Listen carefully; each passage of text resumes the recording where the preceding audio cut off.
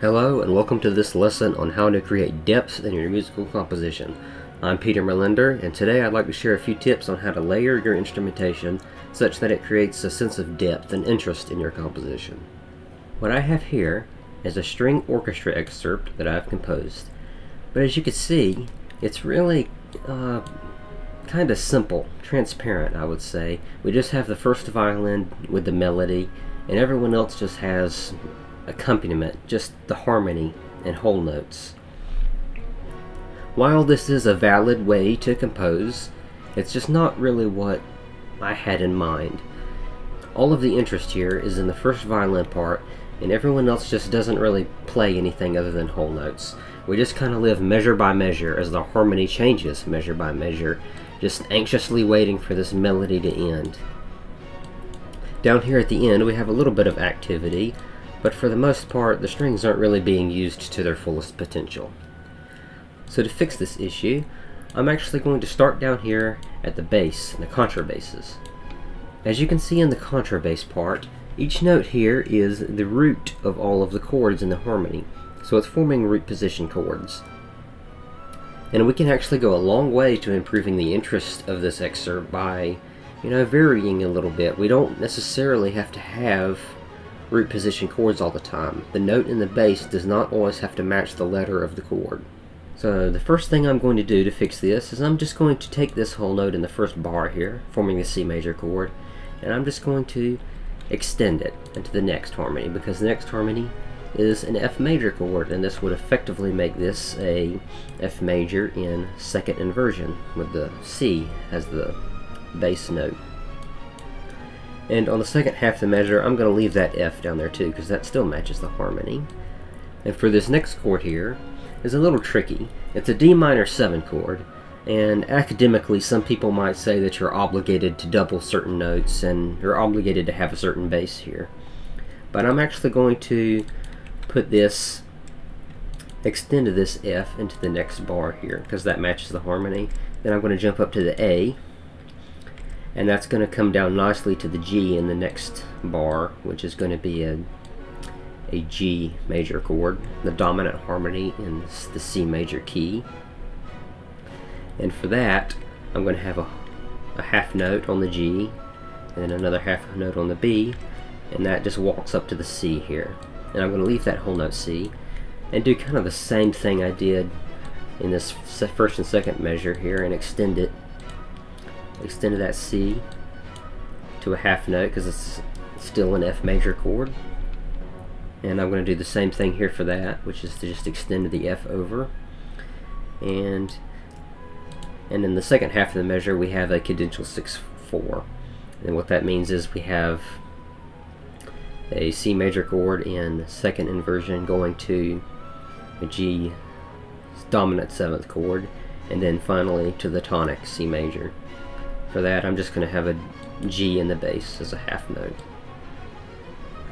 Now the bass isn't quite done yet. This contrabass part is really low. Compared to this cello here, these two notes here are not 1 octave apart. The contrabass plays an octave lower than written, so it's really 2 octaves apart. So the bass here is really much lower than the rest of the ensemble. And we don't really want that here, because it just tears the ensemble apart. Here we have all these other instruments that are together, and then we have the basses way down here by itself. So this C is fine here in the first measure, but I'm going to bump this up here an octave, and bump that up an octave, and there. So we've completed the contrabass part. Next, let's have a look at the second violins. So as I said earlier, having whole notes go from one measure to the next doesn't provide a lot of interest in the other instruments. And whenever you have this and you don't really know what to do, whenever you have like a melody and then whole notes and don't know what to do with the whole notes, just look at the melody and look at the patterns. See, we have a dotted quarter note and then a 8th note and 2 quarter notes. So that pattern we could echo in the second violins. So I'm going to keep that G, and let's see, copy this pattern in the next half of the measure. No, actually, I'm gonna put that in the next measure here. And for this, I'm just going to go down to form a sixth here with the E and the C. Move this down an octave.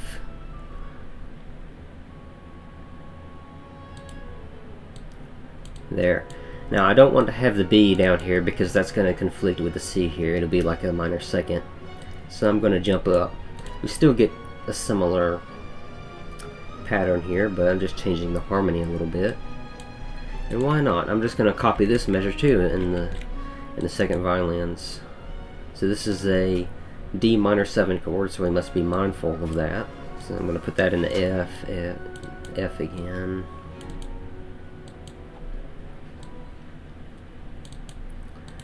There, that should do that for that measure. And no, I don't want to copy the pattern too much because we have the viola as well.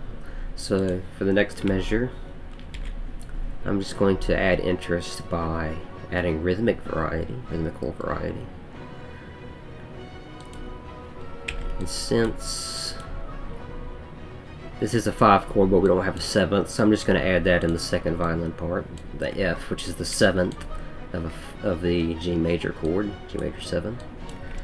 And I cannot simply copy what I did in the first measure for the repetition here, because I have the 7th here, and I would have a 7th going to a 5th, the G, and 7ths traditionally have to go down to the 3rd in the tonic key.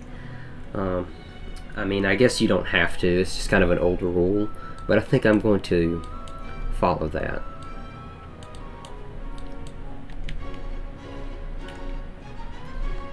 And do something a little different this time. I'm going to have a quarter note going up to a 7th, which matches nicely with that B up there. Forms kind of a little passing dominant harmony. And try something different here as well. I'm just going to double this in thirds. So move that down a third.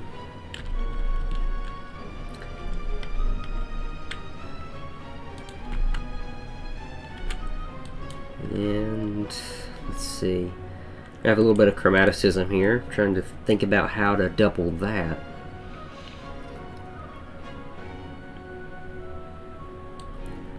Yeah, I'm gonna, instead of going up like the first violin did, I'm just gonna go down to the G, provide a little contrasting motion, and I'll leave the rest as it is in the second violin part. Now we have the violas and cellos. You don't have to work from top to bottom, so I think we'll just start with the cellos this time. I'm going to leave the C in the first measure because we're already low on C's. We double in the 3rd here and we got the 5th. So I think we really need a little bit of strength, showing us that the tonic here, the tonic harmony is what we're in. So we need 2 C's to balance out the doubling of the 3rd. But for the next measure, let's see, we have an A here. The A is in the first violin as well, but it's kind of in the melody. So I'm going to keep it for the first half. And, you know, actually I'm going to put the F down here because we don't have the F in the contrabass part, or really any other part. So I'm going to put that there to strengthen the harmony. And then I'm going to jump up to the A here because the contrabass takes over the F. And I'm going to drag that A over into the next harmony as well because it matches the harmony. And since we got the A down here in the contrabass, I'm going to jump down to the F again. And I'm going to leave the G there for that chord. And let's see, kind of do the same thing here that we did earlier. And copy that too. So we're going to the F, A, and then for the final cadence here,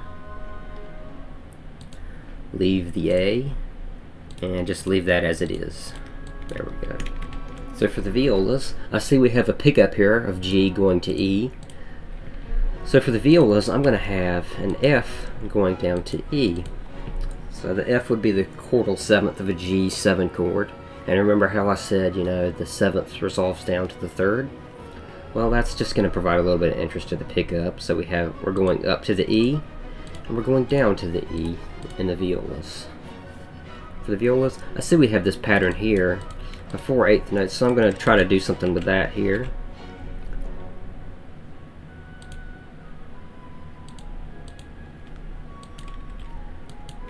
There we go. Add bowings. And maybe do the same pattern here.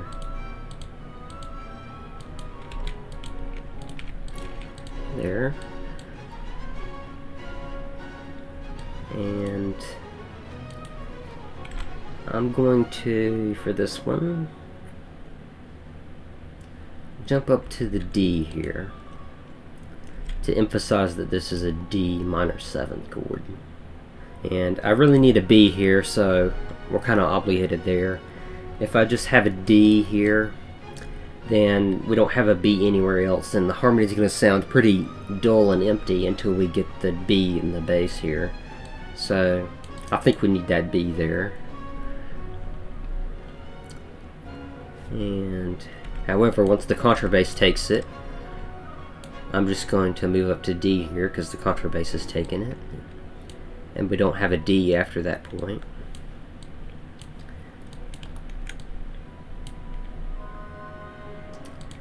And I can kind of copy earlier, what we did earlier. C major, going to F. Okay, now this is a little different here. We got to make sure we don't have some dissonances here with our doubling. And you know, since we already have 8th notes up here in the first and second violins, I think having the viola in 8th notes is a bit much, but I don't want to have half notes in it either, because that's a bit much. So I'm going to go with in the middle and put in some quarter notes to just add some rhythmic variety. So figure out what to double here. Yeah, I'm going to put a C there, and I guess I'll double the A. The cello already has it, but I guess we can double the A. And for here, I'm going to take this down and double it in the violas, and maybe sixths.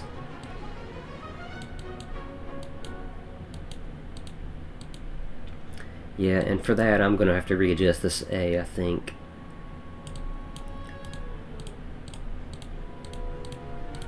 And there we go. I think we've provided some more interest to this composition. We just had whole notes in all of these instruments, but the first violin. But we've really added some call and response, some more interesting rhythms, some interesting harmonic shifts. It's just provided a lot more depth here. There's a lot more to listen to than just the melody on top. Now before we play this and see what it sounds like, I would like to encourage you to subscribe or like this video if you found it helpful. I upload all kinds of lessons about music theory and performance, so be sure to check out my channel too if you found this helpful. But anyway, let's go ahead and give this a listen and see what we have done.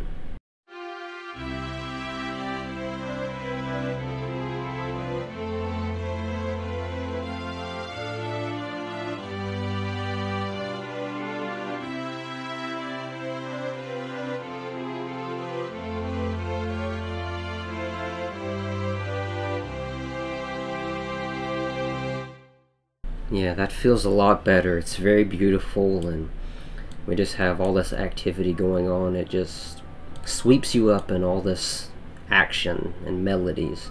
It's very pretty. I heard a little bit of stuff in here that I think could be improved in my eyes. For instance here, half notes could use a little bit more activity because it kind of stops here when we have this suspension of the melody and just quarter notes and half notes. Down here there was something with the harmony, didn't quite didn't quite sound right, but I suppose it is theoretically correct. Maybe it's the minor second between, or the major second between the D and the E here. But above all, I really like it. I think it was vastly improved over what I had originally. So there, that's all I have. I've given you a few tips on how to provide more depth to your composition, kind of layer your instruments a little better so that you don't have just whole notes and a melody on top. But anyway, thank you for watching, and I will see you in the next lesson.